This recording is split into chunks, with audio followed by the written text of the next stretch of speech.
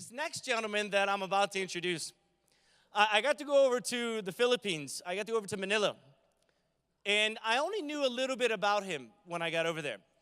I knew that he was a congressman in the Philippines, which is big, okay? Like next step governor, next step president, okay? And this guy, he's also a doctor. He left a lucrative career being a doctor to go into politics, to follow in his mother's footsteps and his different members of his family's footsteps. And when I sat down with him, it was funny to see how soft-spoken he was and how he was just kind of just a laid-back guy. And I spent one day with him just saying, look, pick it up, more aggressive.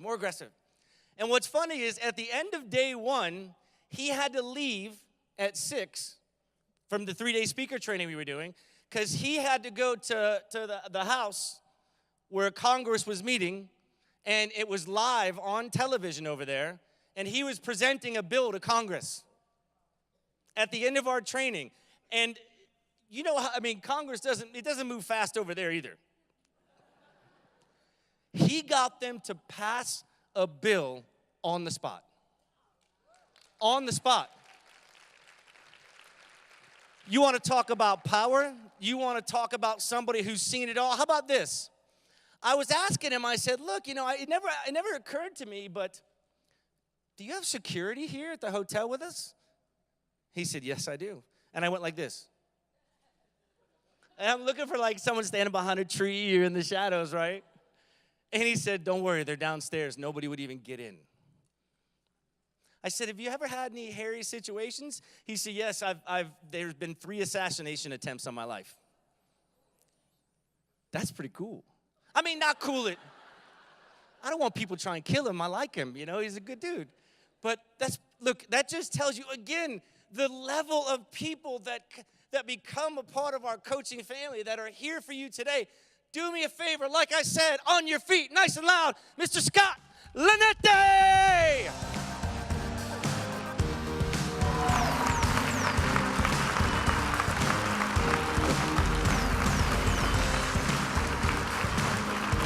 Zeus, where's Zeus? Zeus to the stage. Thank you, and good morning. Let me see a show of hands. Who's feeling great today? I want you to pat the person sitting beside you and tell them, greatness awaits. I want to quickly thank JT and the organization for inviting us over and bringing all those wonderful and awesome people together so that together we get to change the world one day at a time. And that's just the thing, because a lot of times we want to start something new. We don't really get to start our start. So much more with so many distractions and so many fears and so many worries, we don't get to really start our start. And that's what I'm here, guys. That's what I'm here. I want to share with you the experiences that I've had on how to really start and how to start now. To start for us simply means to begin. Sometimes it's a startup. Sometimes we want to start a new business, start a new career, start new relationships. Sometimes it's just a fresh start. While we're doing good in business, but we want to start something new. We may want to start a speaking career or a career in sales, so on and so forth. Sometimes it's a restart. We're doing good, but hey, when we stare in our computer and sometimes it's just so confusing, I just want to restart. Sometimes we want a new start. Sometimes we just want a brand new start. Everything's just so jumbled up and we want just to throw everything away and we want to start something. And it's always something to start something new. Because we are successful people, we want to grow. And when we say, I quit being where I am, it's enough saying that we want to start something new. And because we are successful people and when we want to grow, that's when our new start begins. Hi, good morning. I'm Scott Lanete. I'm a third-termer congressman from the Philippines. I'm also a doctor by profession and entrepreneur, among other things. But the thing is, I'm not here to to impress you on who I am, but rather to impress upon you the things and the steps that have taken me to where I am today. Would I get your permission for that? And can I just roll on with a speech and with the slides? You know, when we start something, some people know, some of us really know what we want in our lives. But others in the room simply doesn't have any idea of what they want. Some people think they know what they want, but still are confused. But hey, it's not just about knowing where to get there, but the most important thing is knowing how to get there. So let me tell you some simple steps that I've taken over the course of time, and as young as I am, been able to achieve to this level of success that's where I am now. So, some simple steps to start the right way. The first step, and I think one of the most important steps, is to wake up, but more importantly, show up. You know, it's just not about getting out of the bed in the morning. It's about going to the meeting. It's about going to a party. It's about going to a conference, to being there. And as successful people, we have to really let our voice be heard. We have to stand up and rise up from the crowd. We have to shake that hornet's nest. That's what Coach D said. JT is as disruptive as ever. And yet, successful people are the most disruptive. We have to take the bull by the horns, so to speak, and we have to be that bull inside the China store. Hey, listen. You can either nibble on mediocrity or choke on greatness. The choice is really up to you. Envision your vision.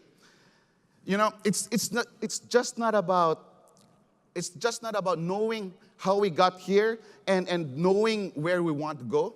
But more importantly, we have to be in the present. We can't be anxious and we can't worry about what's going to happen today. We have to envision ourselves and accumulate everything and just step into that stage and see where we want to be today.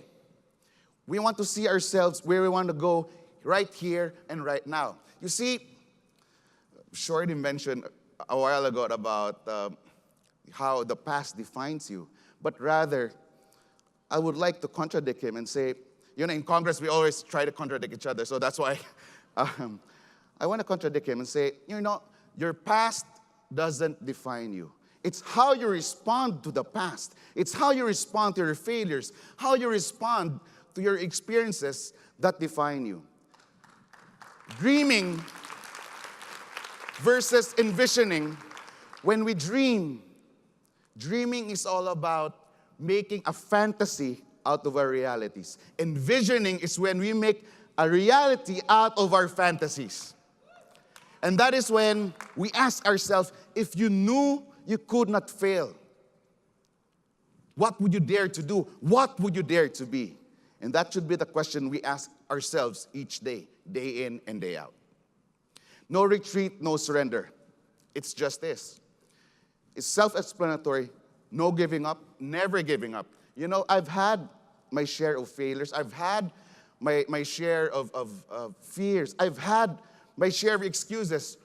But the thing is, I know I can't just step out being a politician. Now that I'm here, my constituents and the people long for me, and they want me to represent them, not only in the halls of Congress, but rather in the halls of the United States of America. It's just no retreat. It's just no surrender. We don't quit because it hurts. We don't quit. We keep going, rather, so that it won't. Stop paying the price and start investing. A lot of times, when we pay for something, it's always about the cost. It's always about how much we have to lose. It's always about how much we have to give up. But see, here's a new perspective of things. We have to start thinking about how we invest. And now we invest in ourselves, we invest in our results, and from a new dimension, we see how we invest in our rewards. It may not be monetary. It can be investing in our time, it can be investing in our efforts, but it has to be some form of sacrifice. Another step which I've taken, which I think is really the most ominous step is never stop asking dumb questions. A lot of times, we are told by our teachers, you should ask the right questions. You should ask always the perfect questions. But you see, there never really is a dumb question, but there is a dumb person. The problem with us is we ask the wrong questions, we ask the wrong person the right questions.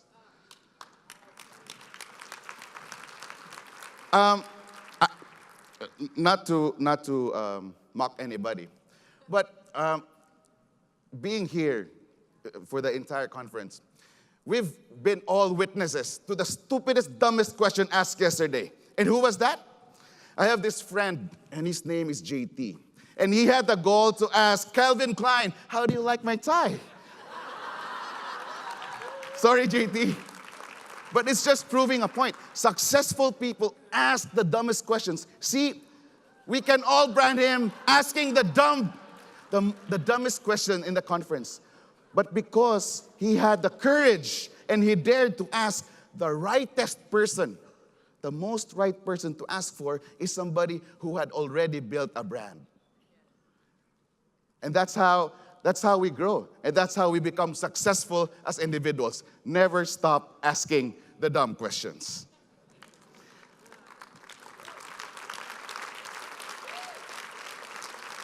You know, life is a cumulative process. Life is an accumulation. It's an addition and never a subtraction. So when we attain our success levels, we don't forget people behind. As much as we have already attained this level of success that we are in, we have to take care of the people who have been there with us also. It's important that we cultivate the relationships that we've already had. While these people who have helped us grow, they've been with us and they have nourished us, it's important for us also, as we are getting our levels of success, that we nourish them. And as much as we want to create new opportunities, new ideas, and new relationships, it's important that we put our feet firmly planted on the ground as we reach the stars, as we reach the heavens. It's important that while we create new opportunities for growth, the people who have helped us, we nourish them. We nourish them day in and day out. And that's why it's important for us to always be seeking. I've always told myself to always be seeking.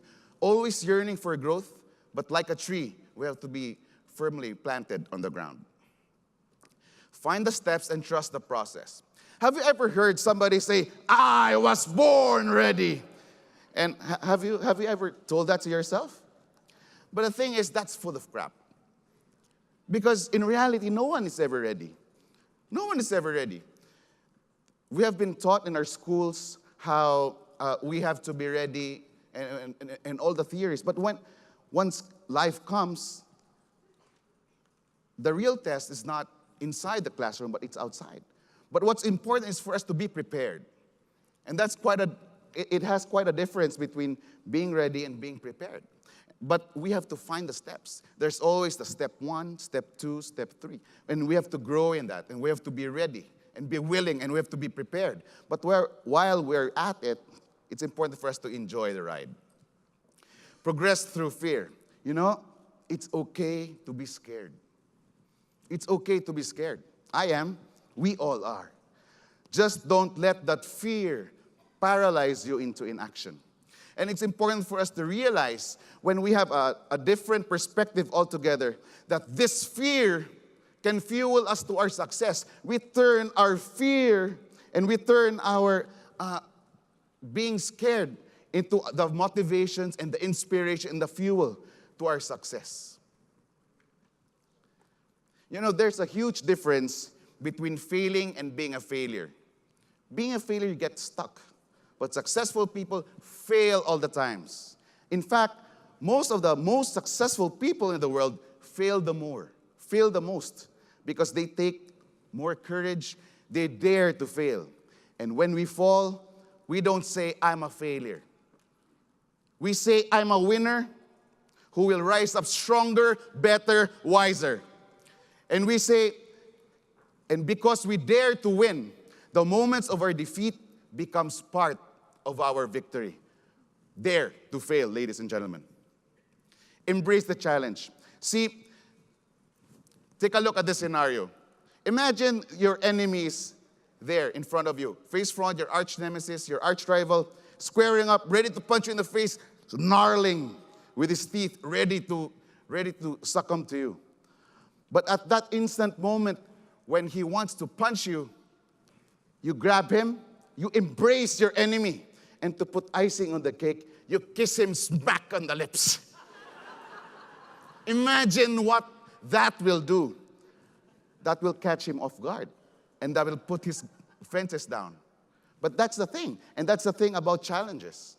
While the challenges still prick us and give us more difficulty, and we have to do a lot of sacrifice, but when we embrace the challenge, that's where we grow.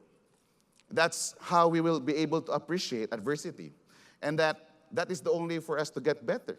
When we embrace the challenge and we kiss him smack on the face, it's all there is.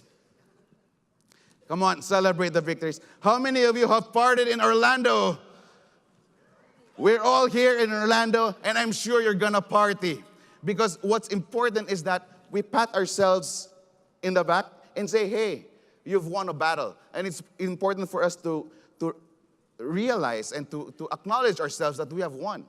But remember, the only thing better than one party is to party all the time.